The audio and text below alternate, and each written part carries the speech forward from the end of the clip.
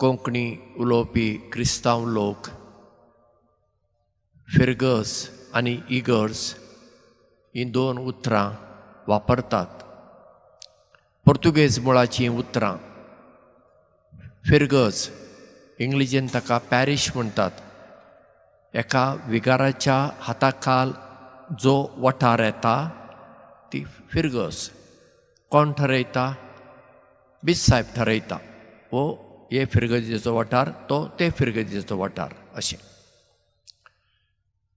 फिरगजेक एक इगर्ज आसता, ती ल्हान जावं व्हड जावं एक इगर्ज आसता. आतां इगर्ज ह्या उतराक दोन अर्थ आसात. एक फातरांनी बांदलेलें बांदप आनी दुसरें देवाची परजा, लोक. आज आमी गोंयची आर्चदेस आसा आनी ह्या आर्चदेसीची कॅथेड्रल आसा. कॅथेड्रल म्हणल्यार बिस्पाची इगर्ज. आतां गोंयांत बिस्प पणजे रावता, पूण ताची अधिकृत इगर्ज ती हांगा पोरण्या गोंयांत आसा, कॅथेड्रल. तिच्या समर्पणाचो दीस आमी करता. पोर्तुगेजांनी 1510 वर्सा 1510 नोव्हेंबराचे 20 आनी 5 तारखेर गोंय जिखून घेतलें.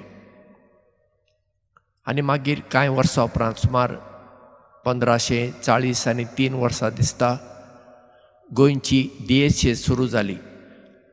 ही आख्खे आशियांत पयली लातीन दिएसीज. तेन्ना गोंय म्हणजे कितें आसलें? गोंय म्हणजे फकत तिसवाडी, फकत तिसवाडीक गोंय म्हणटाले. बार्देस आनी सालसेट तेन्ना गोंयांत येवंक ना. आनी ही दिएसीज सगळ्या आशियाक, जपान पर्यंत सगळ्या कडेन, भारतांत, आख्ख्या भारतांत आनी हेर कडेन ही दिएसीजचो अधिकार आसलो. मागीर 4 फेब्रेर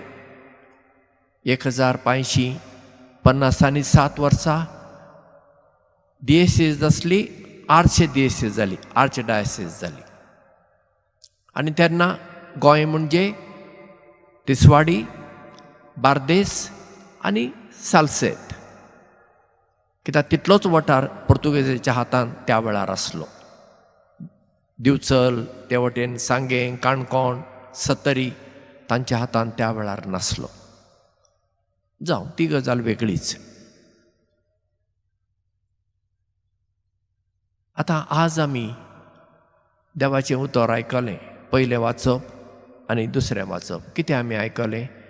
पयल्या वाचपांत देव सगळ्यांक एकठांय जेरुजल्यांत एकठांय करूंक सोदता. कित्याक जेरुजल्यांत जुदेवांचें मंदीर आसलें आनी गांवांनी सिनागॉग आसताले. आनी जुदेव लोकांक वर्साक एक पावटी पुणी जेरुजलेम मंदिराक वचचें पडटालें. आनी मंदीर तांचें धार्मीक केंद्र, तांकां तें चड गरजेचें आनी म्हत्वाचें आसलें. दुसऱ्या वाचपांत आमी आयकलें जेजूय जेरुजलेमाच्या मंदिराक वता, पूण तो थंय कितें पळयता? मंदिरांत सगळो वेपार धंदो चलता आनी ताका राग येता. तो मागीर दोरयो आसात ते विणून एक सोयती वीप करता आनी तांकां सगळ्यांक मारून भायर धांवडायता. आनी जेजू म्हणटा, हें म्हज्या बापाच्या मागण्यांचें घर, हें तुमी वेपाराचो मांड केला. आनी त्या जुदेवांक तेन्ना राग आयलो. हें तूं खंयच्या अधिकारान करताय हें सगळें? आनी जेजू तांकां म्हणटा, हें तुमी मंदीर मोडात आनी हांव 3 दिसांनी बांदून दितां. ते ताका हांसतात. ते म्हणटात, हें बांदूंक 40 आनी 6 वर्सां लागलीं, 46 years, आनी तूं 3 दिसांनी बांदताय. पूण जेजू खंयच्या मंदिरा विशीं उलयतालो? त्या फातराच्या मंदिरा विशीं न्हय, तो उलयतालो आपणाचेच कुडी विशीं. 3 दिसांनी आपूण पुनर्जीवन जातलो अशें जेजून सांगलेलें. त्या वेळार सिसांक समजलें ना, तो पुनर्जीवन जातच ताच्या सिसांक समजलें. तर आमकां गरजेचें कितें फातरांची इगर्ज? वय आनी न्हय. वय मागणें करूंक आमकां मीस पेटोवंक एक सुवात जाय, पूण ताचे परस गरजेचें आमी एक एकलीं देव मंदीर. सांव पावलो कोरिंतकारांक म्हणटा तुमी देव मंदीर. कित्याक आमचे थंय देव जियेता. देखून आमी आमचें पवित्रपण सांबाळूंक जाय आनी दुसऱ्यांकूय आमी मान दिवंक जाय, कित्याक देव तांचे थंय जियेता. हें जर चिंतप आमी आपणायलें, आमी दुसऱ्यांक केदींच वायट करची ना.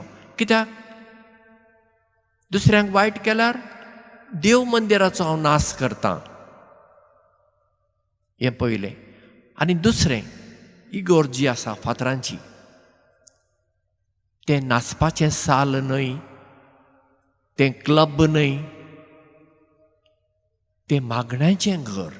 आतां मागणें आमच्यान खंय करूंक जाता, घरांतय करूंक जाता, पूण एके फावटी घरांत तसलें वातावरण ना. इगर्जेन तें वातावरण आसूंक जाय, शांत वातावरण. लोकांक भितर येतात बरें दिसूंक जाय, हांगा बसून आमी हांगाच बसून मागणें करुया. कित्याक इगर्जेन पवित्र साक्रामेंत आसा आनी त्या साक्रामेंतान जेजू आसा. इगर्ज कॉन्सेक्रार केल्ली आसा, देवाक म्हूण भेटयलेली आसा. म्हणटच ते इगर्जेचें भक्तीपण, पवित्रपण सांबाळची जबाबदारी त्या इगर्जेच्या वडिलांक आनी परजेक लागता. पूण तशें आसा वय? आज जेजू जर परत आयलो, परत तो चाबूक घेवन आमकां सगळ्यांक धांवडोवचो ना काय? कांय कडेन चड करून जंय चड लोक येता थंय कितें जालां आज?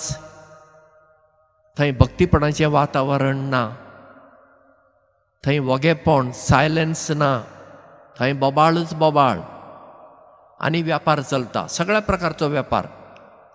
आनी तातूंत इगर्ज मातेचे वडीलय आसात आनी सगळें करतात. हें सगळें आमकां जाय. आनी तें त्यो वस्तू चड म्हारग, भायर विकतात ताचे परस चड म्हारग. अशें आमच्या कांय इगर्जांनी चलता. हें जेजूक मानता, जेजूक हें मानचेंच ना, पूण हाचेर नदर आमच्या वडिलांची ना. आनी तांकां जर कोणें तरी अशें म्हणलें, तांकां राग येतलो. तूं कोण आमकां सांगूंक? तुका कसलो अधिकार आसा? अधिकारार असले मनीस न्ही, सदांच गर्वान भरले मनीस. भोव थोडे आसतात खालते, ते मानून घेवंक तयार आसात. वय आमची चूक जाली, म्हजी चूक जाली, हांव बदलून घेतां. चडशे ना. कित्याक अधिकाराक लागून पदवी येता आनी पदवी आसा तेन्ना हातांत पयशे येतात आनी एकदां नदर पयशांचेर गेली मागीर तुका देव लागना. फकत मागीर देवाच्या नांवान जें चलता तो धंदो. आनी हाचेर जेजू आज बडी मारता. म्हूण हाचेर आमी खरेपणी नियाळ करूंक जाय. ह्यो गजाली फकत आमी वडिलांचेर सोडल्यार जायना, कित्याक आमचे धर्माचे वडीलय चूक करतात. बाब साहेबान सयत चूक केल्ली आसा. म्हणटच ही जबाबदारी लोकांची, लोकांन फुडाकार घेवंक जाय. आनी जेन्ना धर्माचे वडील चुकतात तांकांय सांगूंक जाय. हें जेजूचे शिकवणे प्रमाणे ना, हें जेजूच्या मना प्रमाणे ना. हें सांगचो धीर आमकां आसूंक जाय. तर आज आमी आमचे गोंयचे आरसे देशे खातीर मागतना आमी मागुया, सायबा हे देशेचेर तुजें बेसांव घाल. आमच्या सगळ्यांचेर तुजें बेसांव सदांच आसूं दी. आनी आमी सगळ्यांनी, वडिलांनी आनी परजेन तुज्या पुताचे शिकवणे प्रमाणे जियोंक तूं आमकां कृपा आनी बळ दी.